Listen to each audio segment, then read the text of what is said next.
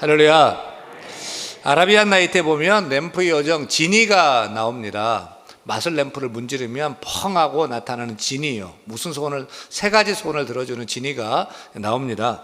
하루는 어떤 여자가 길을 가다가 이 마법의 램프를 우연히 죽게 되어서 문질렀는데 정말 지니가 나타났어요. 주님, 무슨 소원이든 말씀하세요.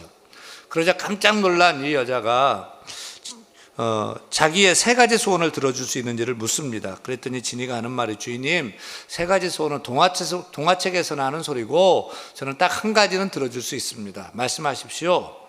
이 여자는 주저하지 않고 씩씩하게 말합니다. 지니님, 저는요 저 어디죠? 저 위에 그 러시아하고 우크라이나하고 자꾸 싸우고 전쟁이 있는데 전쟁 그치고 평화가 임했으면 좋겠습니다.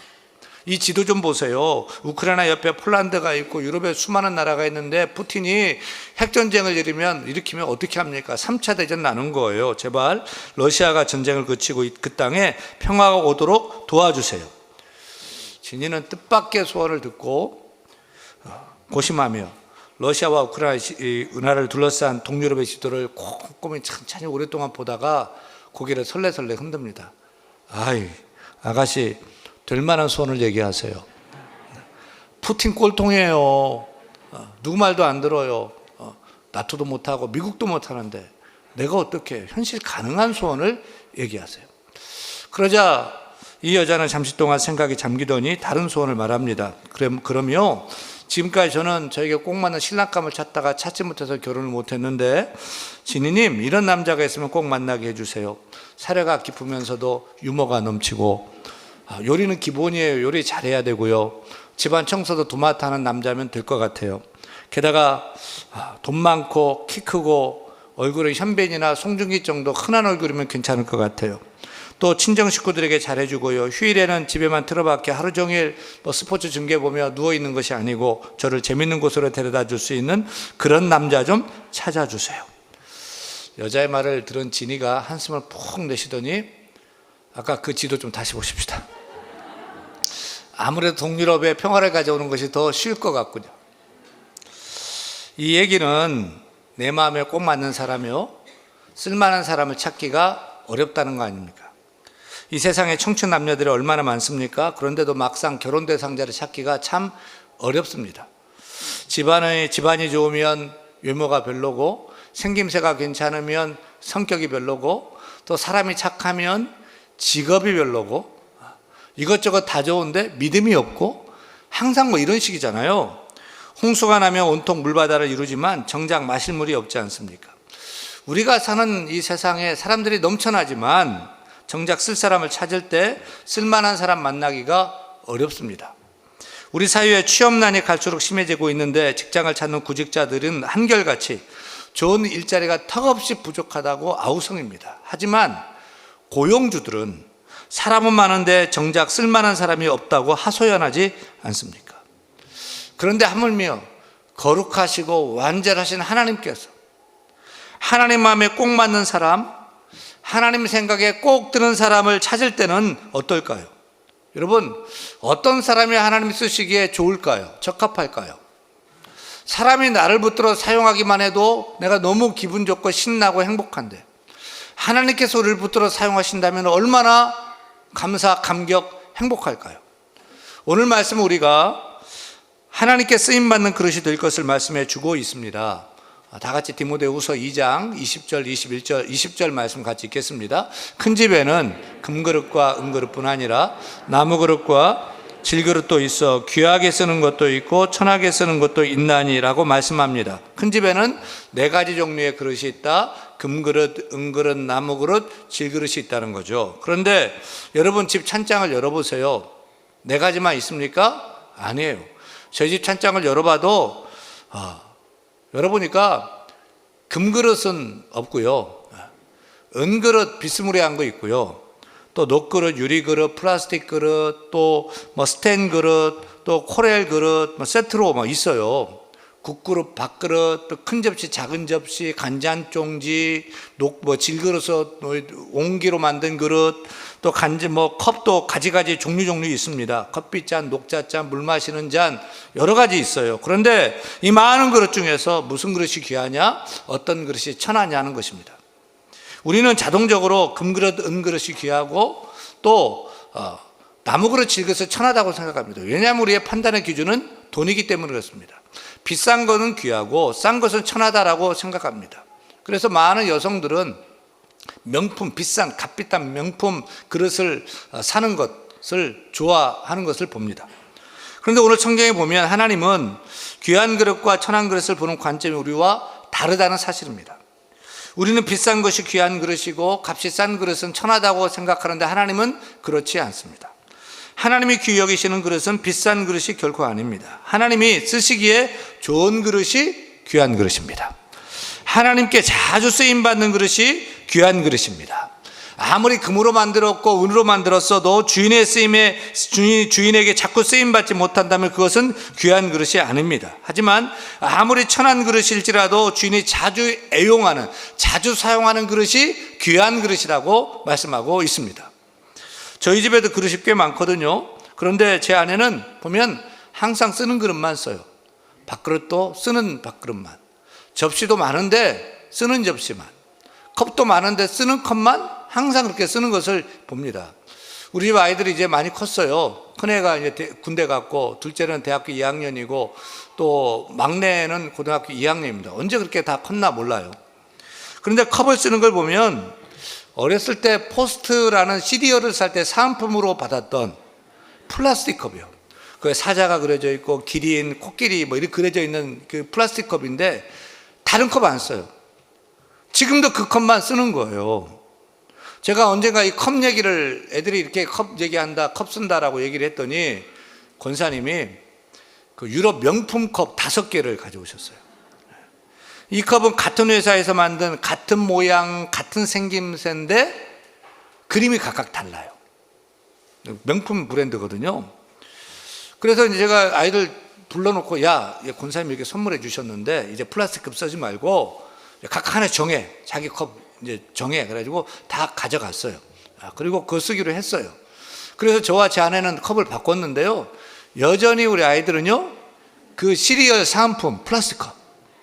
그 컵을 쓰는 거예요.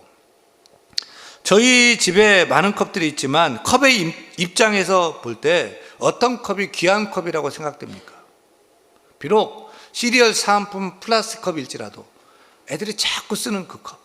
그 컵이 귀한 것 아니겠습니까? 강대상에 이렇게 크리스탈 쟁반하고 컵이 올려져 있습니다. 세상에 이런 이 크리스탈 컵 또 이런 쟁반 얼마나 많아요. 근데 이 컵과 이 잔만 대한민국 대표교회 대한교회 강대상에 올려져 있는 거예요. 컵이 많지만 이 컵만 이곳에서 쓰임받고 있고, 잔도 많지만 또 쟁반도 많지만 이 쟁반만 쓰임받고 있는 거예요. 이처럼 여러분도 쓰임받는 사람 되기를 소원합니다.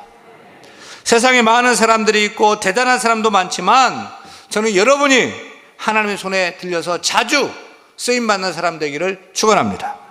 이렇게 하나님의 손에 붙들려서 자주 사용되는 컵, 주인의 쓰시기에 합당한 컵, 그런 그릇으로 사용되는 여러분 되기를 소원합니다. 오늘 본문에 보면 큰 집에 여러 종류의 그릇이 있다고 말합니다. 여기서 큰 집은 어떤 집을 말하죠? 요즘은 큰 집을 교도소라고 생각하는데 그건 결코 아니죠. 큰 집은 교회를 말합니다. 디모데 전서 3장 15절에 보니까 교회를 하나님의 집이라고 말씀합니다. 같이 읽어요. 너로 하여금 하나님의 집에서 어떻게 행하여야 할지를 알게 하려 함이니 이 집은 살아계신 하나님의 교회요 진리의 기둥과 터니라. 사랑하는 여러분, 하나님의 눈에는 교회가 큰 집입니다.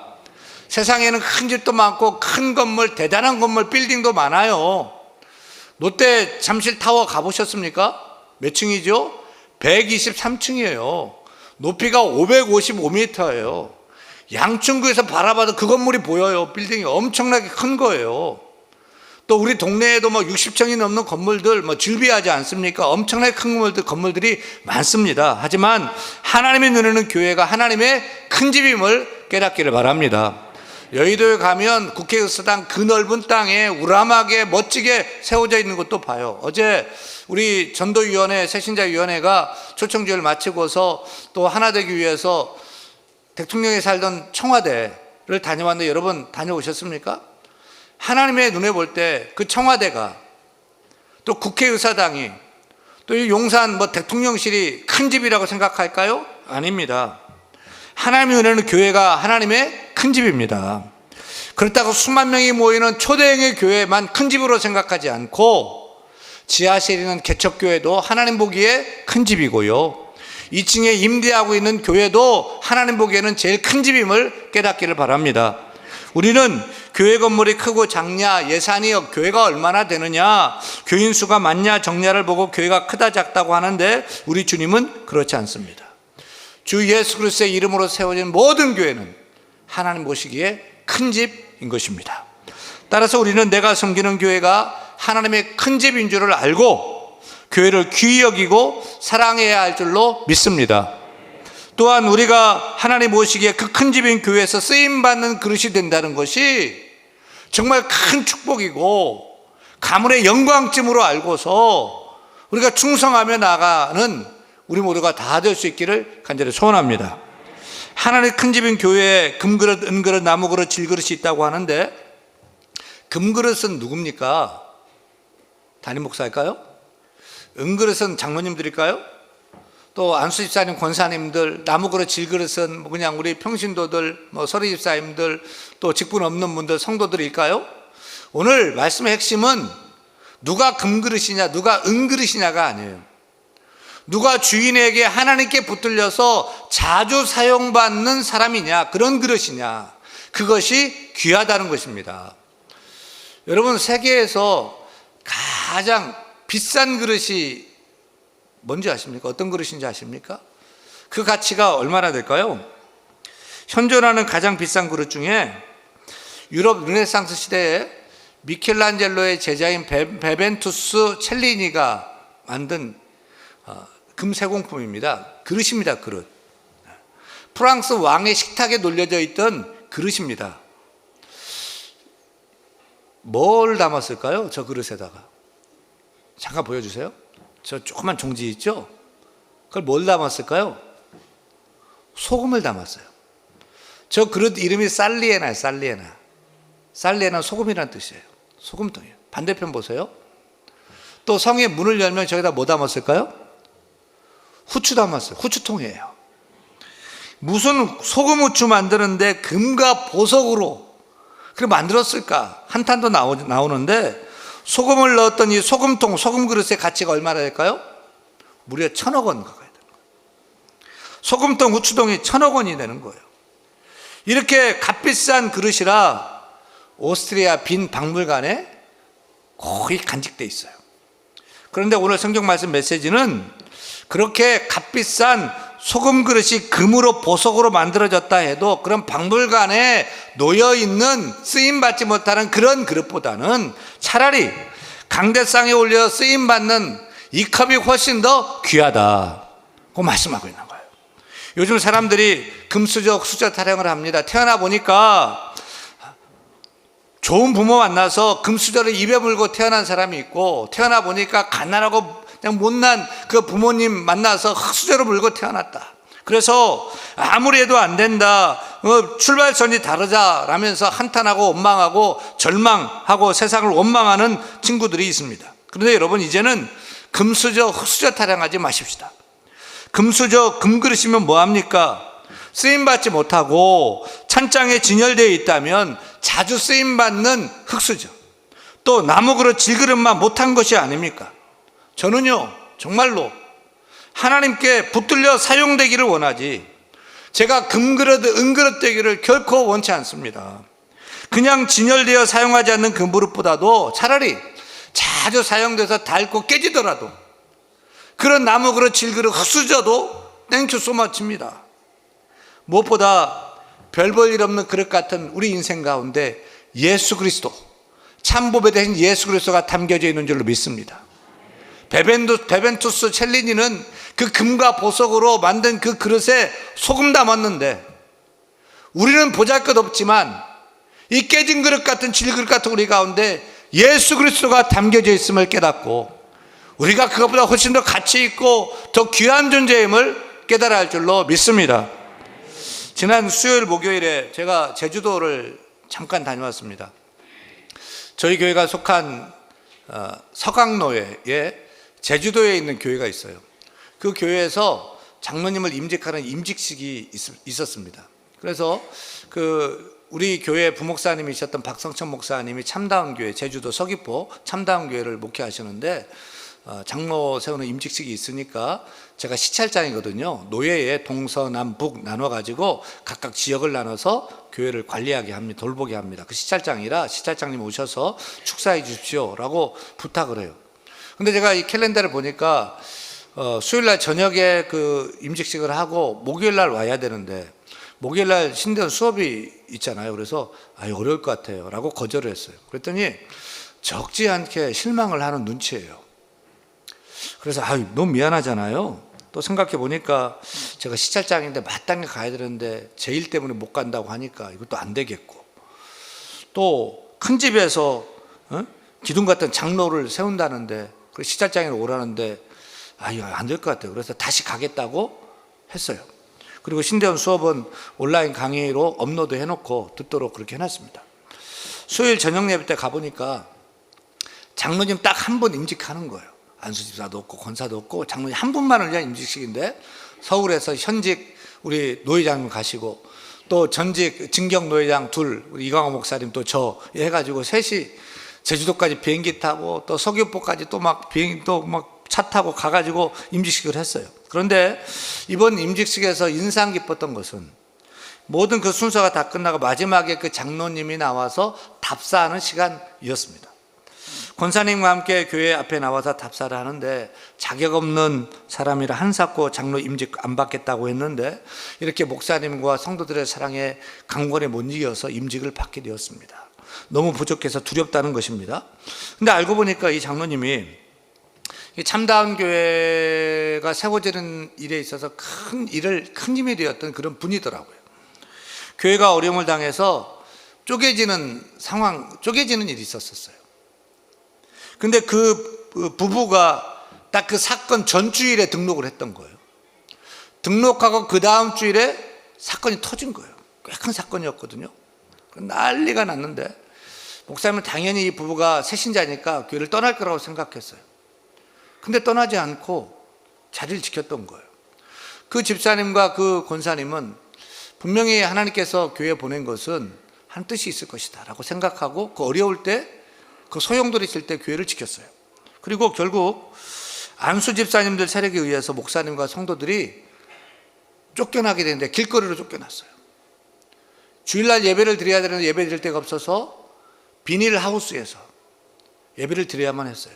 그때 이 집사님이 펜션을 운영했는데 펜션을 열고서 오셔서 예배하자고 해서 펜션이 이제 교회가 되게 했습니다. 그리고 어떤 권사님이 자신의 감귤밭을 교회에 내놓아서 교회 건물을 지을 수 있는 땅을 마련하게 되었는데, 그것도 기적이죠. 근데 이제 교회를 지어야 되는데 돈이 없는 거예요. 그때 이 집사님과 권사님이 큰 돈을 내서 성도들도 용기를 내가지고 같이 모아가지고 교회를 아름답게 잘 지어서 목회를 하고 있습니다. 이 목사님과 성도님들은 이 남자 집사님과 부인 권사님 너무너무 고마운 거예요. 그래서 안수 집사로 세우고 이번에 장로로 임직해 했습니다. 근데 이 집사님은 장로가 되는 것을 한사코 거부하다가 이번에 교회 강권에 못 이겨 장로 임직을 받게 되었다 라면서 답사를 하는데, 자격 없는 자가 이렇게 장로가 되어서 영광이고 축복이고 교회 앞에 감사하다면서 앞에서 막 울어요. 그러더니 답가로 하겠다면서 찬양을 하기 시작합니다. 웬 말인가 날 위하여 주 돌아가셨나, 이 벌레 같은 날 위에 큰애 받으셨나, 늘 울어도 눈물로써 못 갚을 줄 알아, 몸밖에 드릴 것 없어 이 몸 바칩니다. 제가 수많은 임식을 다 다녀봤지만 답사를 답가로 찬양하는 것은 처음 봤어요. 그분이 찬양을 잘해서 마이크를 잡은 줄 알았더니 그게 아니에요. 노래를 못 불러요. 박자도 또 음정도 다 틀려요. 근데 너무 진심으로 부르는 거예요. 너무 간절하게 진심으로 찬양을 하는 거예요. 임직식의 순서가 많잖아요. 뭐 축사, 권면 뭐 많잖아요. 근데 눈치도 없이 5절까지 다 불러요. 간주까지 넣으니까 6절까지 부른 거예요. 근데 찬양이 너무 진실된 거예요. 진심으로 찬양을 하는 거예요. 이 벌레 같은 나를 위해서 주께서 죽으셨고 구원해 주신 것, 그것도 다 갚을 수 없는 그 은혜 내가 어떻게 갚아야 되겠습니까? 그런데 이런 나를 교회 기둥 같은 장로로 세워주시니 늘 울어도 눈물로서 다 갚을 줄 알아 이 몸 바쳐 주께 드립니다 라고 신앙 고백을 하면서 찬양을 하는 거예요. 저는 그 장로님이 자기가 하나없이 부족하고 아무것도 아니다, 깨진 그릇 같다라고 답사를 하던데, 제가 볼 때는 그게 아니더라고요. 그분이 부족한지 깨진 존재인지 어쩐지 모르겠지만 그 안에 예수 그리스도가 담겨진 그런 장로님으로 보이는 거예요. 그러고 보니까 너무 훌륭하고요, 너무 가치 있어 보이고요, 또 존경스럽기까지 한 거예요. 부러우면 진다고 했는데 정말 참다운 교회가 좋은 장로님을 세웠구나, 박성천 목사님은 좋겠구나 라고 하는, 부럽기까지 하는 마음이 들었습니다. 사랑하는 여러분, 여러분은 큰 집인 교회에 어떤 그릇입니까? 금 그릇입니까? 은 그릇입니까? 나무 그릇? 질 그릇입니까? 이제는 그런 그릇 타령 하지 마십시다. 중요한 것은 우리 안에 무엇이 담겨 있느냐가 중요한 것입니다. 우리 안에 예수 그리스도가 담겨 있기를 소원합니다. 내가 세상에서 뭐 했다, 내가 어느 대학을 나왔다, 내가 어떤 경력이 있다 막 자랑 늘여놓고 그 그릇 담고서 교회에서 일하고 사용되려면 하나님 사용하지 않습니다. 가득 차 있고 더러우면 싱크대 가서 설거지 해야 됩니다. 우리가 다 깨끗해져서 예수 그리스도가 담겨져 있어야 할 줄로 믿습니다.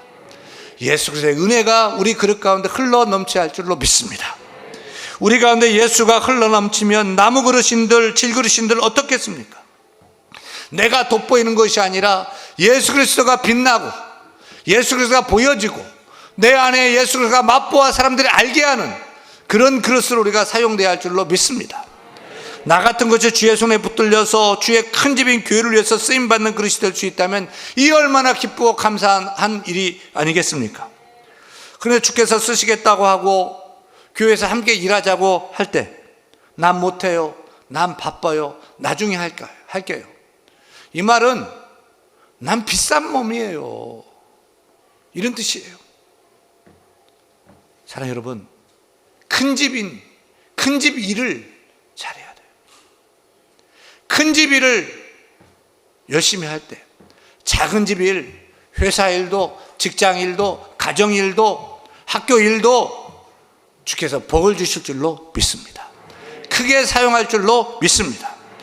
여러분은 하나님의 집인 우리 교회에서 어떤 그릇입니까? 어떤 그릇으로 사용되고 있습니까? 이제는 그릇 타령하지 마십시다. 내 모습이, 내 모양이 어떠하더라도 내 그릇에 맞게 열심히 충성되게 예수 그리스도를 담고서 사용되기를 간절히 소원합니다.